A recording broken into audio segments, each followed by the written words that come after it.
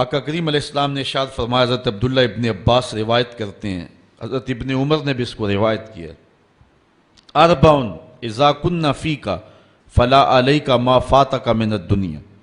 حضور نے فرمایا چار چیزیں ایسی ہیں اگر تیرے پاس وہ ہیں تو دنیا کی کوئی چیز بھی تیرے پاس نہیں ہے تو پریشانی نہیں ہے۔ اگر چار چیزوں کا سرمایہ تیرے پاس ہے پھر دنیا کی کوئی چیز بھی تیرے پاس نہیں ہے، فلا علیک، تو تجھے کوئی دکھ نہیں ہونا چاہیے، کوئی پریشانی نہیں ہونی چاہیے اگر یہ چار چیزوں کو تجھے عطا کر دیا گیا، یہ چار چیزیں تجھے ودیعت کر دی گئی۔ تیرے پاس کچھ بھی نہیں ہے دنیا کی لیکن یہ چار چیزیں، وہ چار چیزیں کون سی ہیں؟ صدق الحدیث، بات کی سچائی، جب بھی بولتا ہے سچ بولتا ہے، جھوٹ بولنا چاہے بھی تو نہیں بول سکتا، حالات ایسے ہیں، دل کی حالت ایسی ہے، طبیعت ایسی ہے۔ کچھ لوگوں کے لیے سچ بولنا مشکل ہوتا ہے اور کچھ لوگوں کے لیے جھوٹ بولنا مشکل ہوتا ہے، اور اگر وہ کسی ایسے اوکھے ویلے پھنس بھی جائیں تو پھر بھی سچ کے دامن کو نہیں چھوڑتے ہیں۔ ہجرت کی شب ہے، حضرت صدیق اکبر حضور کو لے کر کے جا رہے ہیں، تو آپ جانتے ہیں کہ حضور علیہ السلام کی گرفتاری پر ابو جہل نے جو انعام رکھا تھا وہ بہت بڑا تھا، 100 سرخ اونٹ اور 200 اوقیہ چاندی اور بہت کچھ انعام اور اکرام اور تکریمات رکھی تھی۔ اب ایک شخص جو حضور کو جانتا نہیں تھا، حضرت ابو بکر سے بھی شناسا نہیں تھا، تو پورا عرب ڈھونڈنے نکل پڑا تھا حضور کو، تو ڈھونڈتے ڈھونڈتے حضرت ابو بکر کے پاس پہنچا اور حضور بھی ساتھ تھے، اس کو شک پڑا کہ جس کو ہم تلاش کر رہے ہیں وہ یہی نہ ہو، تو حضرت ابو بکر کو پوچھتا ہے کہ یہ شخص کون ہے؟ اب اگر حضرت ابو بکر کہیں کہ یہ حضور ہیں اور آقا کریم کا بتاتے ہیں تو پھر جو ہے وہ درست نہیں ہے، اور اگر کہیں کہ یہ حضور نہیں ہیں تو پھر ابو بکر کی زبان پہ تو سوائے سچ کے کبھی کچھ آیا ہی نہیں ہے۔ تو حضرت ابو بکر اس مشکل وقت میں پھنس گئے، ایک طرف محبوب علیہ السلام کی ذات ہے اور دوسری طرف صداقت کا امتحان ہے۔ عرب میں جب قافلے چلتے تھے تو لوگ ان کے ساتھ سفر کرتے تھے، اور اگر کسی کو تنہا سفر کرنا پڑتا تو چونکہ جس طرح آج کل سڑکیں ہیں اس دور میں سڑکیں نہیں ہوتی تھیں، تو جنگلوں کے راستے تھے، صحرائی اور پہاڑی راستے تھے، تو کچھ لوگ ان راستوں کے شناور ہوتے تھے اور ان لوگوں کو ساتھ لے کر کے مزدوری پہ اور یا جو ہے وہ مدد کے طور پہ ساتھ لے کر کے ان کی مدد سے وہ سفر کیا کرتے تھے، اور ان کو عربی میں ہادی کہتے تھے، گائیڈ، جن کے ذریعے سے سفر کیا جاتا تھا۔ تو حضرت ابو بکر سے پوچھا کہ اس شخص نے کہ یہ تمہارے ساتھ کون ہے؟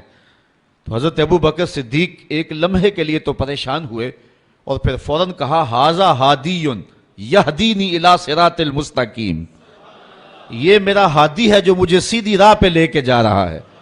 تو وہ سمجھا کہ یہ کوئی گائیڈ ہے، لیکن سیدنا صدیق اکبر بتا رہے تھے میرے دل و جان کا ہادی اور مرشد یہی تو ہے نا۔ تو سچ بھی بولا اور جو ہے وہ جو مقصد تھا وہ بھی پورا ہو گیا۔ تو کچھ لوگ سچ بولنا چاہیں تو نہیں بول سکتے اور کچھ لوگ جھوٹ بولنا چاہیں تو نہیں بول سکتے۔ اگر اللہ کسی کو یہ شان دے دے کہ اس کی زبان پہ سچ ہی آتا ہو تو اس کو دنیا کی کوئی اور شے نہ بھی ملے تو یہ ایک بہت بڑی دولت ہے۔ پہلی چیز جو حضور نے فرمائی سنیے، صدق الحدیث، اس کو جو ہے وہ سچ بولنے کی عادت ہو۔ سچ بولنا کبھی کبھی بڑا اوکھا بھی بن جاتا ہے۔ وہ بابا بلے شاہ نے کہا تھا، سچ آنکھیاں پامبڑ مچتے نے۔ جب بندہ سچ کہے تو مشکلات تو پیدا ہوتی ہیں، اور آج کے اس دور میں جھوٹ کو فن جانا جاتا ہے، لیکن جو حق کی راہوں کے مسافر ہوں ان کو جو بھی قیمت ادا کرنی پڑے ان کی زبان سے سوائے سچ کے علاوہ کچھ آتا ہی نہیں ہے۔ اور ایک حدیث میں آتا ہے جب کوئی بندہ جھوٹ بولتا ہے اس کے منہ سے بدبو نکلتی ہے اور اللہ کے فرشتے ایک ایک میل اس سے دور ہٹ جاتے ہیں۔ تو سچ ہی مومن کا مزاج ہے اور مومن کی زندگی ہے۔ تو جس کو یہ چار چیزیں مل گئی ان میں سے پہلی چیز سچ، دوسری چیز وحفظ الامانہ، امانت کی حفاظت، وہ امانت مال کی صورت میں ہو، وہ قومی، ملکی، شخصی راز کی صورت میں ہو۔ جو اللہ کے بندے ہیں وہ امانت میں کبھی بھی خیانت نہیں کیا کرتے، یہ ایک بہت بڑی دولت ہے اگر کسی شخص کو نصیب ہو گئے، ورنہ پیسے دیکھ کر کے تو بڑوں بڑوں کے منہ میں پانی آ جاتا ہے اور اپنا دین اور اپنا ایمان بیچ دیتے ہیں۔ آج کل تو خیر لوگ چائے کے پیالی پہ دین بیچ رہے ہیں۔ آج کل تو جو ہے وہ چند ٹگوں پہ ایمان فروخت کیا جا رہا ہے. حضور نے اس دور کی نشاندہی کرتے ہوئے فرمایا تھا کہ لا یبق من الاسلام الا اسمہ ولا یبق من القرآن الا رسمہ مساجدہم عامرۃ وہی خراب من الہدی. اور پھر فرمایا تھا یصبح الرجل مومنا ویمسی کافرا یبیع الرجل دینہ بعرض من الدنیا. دنیا کی چند کوڑیوں کے بدلے لوگ ایمان بیچا کریں گے. تو یہ آج دور آیا ہے. ایک بندہ کہتا ہے کہ میں اگر جھوٹ نہ بولوں، اگر جھوٹی قسم نہ اٹھاؤں تو جو ہے وہ میرا سامان ہی نہیں بکتا. واقعی تیرا سامان نہیں بکتا، چونکہ تیرا مقسوم حرام لکھ دیا گیا ہے. اگر تو سچ بولنے کی عادت اختیار کر لیتا تو اللہ سچائی میں وہ برکت رکھی ہے جو کسی اور شے میں نہیں رکھی ہوئی ہے. اس لیے ہر لمحہ، ہر ساتھ امانت کے اندر خیانت سے بچنے کا ذہن ہونا چاہیے، اور اللہ تعالیٰ مدد فرماتا ہے.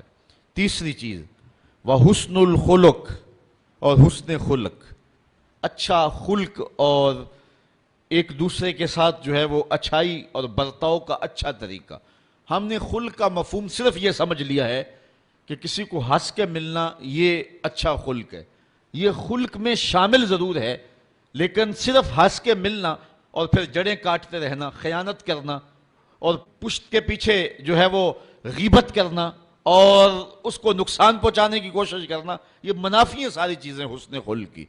حسن خلق کا معنی یہ ہے کہ انسان جو ہے وہ ہر طرح سے ایک اچھا اخلاق اور اچھی عادات کا حامل ہو. صرف مسکرا کے مل لینا اور باقی اپنے لچھر انداز وہی رکھنا، یہ حسن خلق کے زمرے میں نہیں آئے گا. یہ حسن خلق کا ایک رکن تو ہو سکتا ہے، لیکن مکمل حسن خلق یہ نہیں ہے. چوتھی چیز وعفت مطعم، اور لقمے کی پاکیزگی. رزق پاک ہو. رزق کی پاکیزگی اللہ کے قرب کا سبب ہے، باطن کی روشنی اور اجالوں کا ذریعہ ہے، اور دعاؤں کی قبولیت کے لیے بنیادی شرط ہے. آقا کریم نے ارشاد فرمایا ایک شخص لمبا سفر کر کے کعبۃ اللہ میں پہنچا ہے، یمد یدیہ، اور اپنے ہاتھ پھیلا کر کے لمبے لمبے ہاتھ کر کے دعائیں مانگتا ہے. اللہ کا گھر سامنے ہے اور ہاتھ اس نے لمبے، اشعث اغبرا، اس کے کپڑے پھٹے ہوئے ہیں، چہرے پہ گرد پڑی ہوئی ہے لمبے سفر کی وجہ سے، حالت فقیرانہ بنی ہوئی ہے، ہاتھ بھی لمبے ہیں، اور کعبۃ اللہ کے سامنے کھڑا ہے. وَمَطْعَمُهُ حَرَامٌ وَمَلْبَسُهُ حَرَامٌ وَمَشْرَبُهُ حَرَامٌ وَغُذِيَ بِالْحَرَام. لیکن جو کھایا ہے وہ حرام کا، جو پیا وہ حرام کا، جو لباس پہنا وہ حرام کا، جو غذا دی گئی ہے اس کو وہ حرام کی. فَأَنَّا يُسْتَجَابُ لِذَلِكَ. حضور فرماتے ہیں بتاؤ اس کی دعا کیسے قبول ہوگی. سفر کی حالت بھی ہے، لمبا سفر بھی کاٹا ہے، دکھ مصیبت بھی صحیح ہے، کعبۃ اللہ کے سامنے بھی کھڑا ہے، لیکن دعا قبول نہیں ہوگی. اگر لوگوں کا حق مار کے، غصب کر کے عمرہ کرنے چلے جائیں، حج کرنے چلے جائیں، تو تمہاری باتیں منہ پہ ماری جائیں گی. یہ انداز ہے اللہ تعالیٰ کے ہاں قبولیت کا کہ لقمہ پاک ہونا چاہیے. جس کا لقمہ پاک نہیں ہوتا اس کی اپنی دعائیں بھی قبول نہیں ہوتی، اور اس کے حق میں نیک لوگوں کی دعائیں بھی قبول نہیں ہوتی. تو یہ پہلی شرط ہے زندگی کے اندر قبولیت دعا کی. تو یہ چار چیزیں حضور نے فرمایا جس کو مل گئیں. کون کون سی؟ ایک بات میں سچائی، دوسرا امانت میں حفاظت، تیسرا حسن خلق، اور چوتھا رزق کی پاکیزگی. اس کے علاوہ اس کو دنیا کی کوئی بھی شے نہیں ملی تو وہ گھاٹے میں نہیں ہے.